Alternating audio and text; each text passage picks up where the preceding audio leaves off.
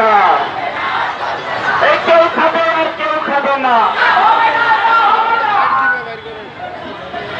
এই কমার্সিবল গেট দিয়ে যদি সরকারে কেউ বেরোতে চান, এই মাইক আপনাদের কাছে ছাড়বো আপনাদের কথা শোনার জন্য। আমাদের সাথে ওপেন বাস হবে। আসে আমরা দেখতে চাই কি বলেন আপনারা এবং আমাদের যুক্তি সামনে প্রেসিডেন্টরা।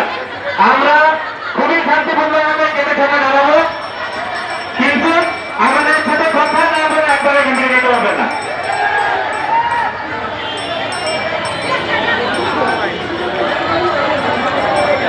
শুধু দর্শক, আমি শ্রম ভবনের সামনে আমরা বিশৃঙ্খলা সৃষ্টি না করে আমরা নিজেরা শান্তি মতো একটু দেখি। আপনারা দুই পাশের গেটটা আপনারা অবরোধ করে রাখেন, যেন কোনোভাবে কোনো গাড়ি বা কোনো সচিব বেরোতে না পারে। ঈদের আগে কোনো বেতন আমরা না নিয়ে এখান থেকে যাব না। এই শ্রম ভবনের সামনে তারা মূল স্লোগান দিচ্ছে, তারা বেতন বোনাসের জন্য।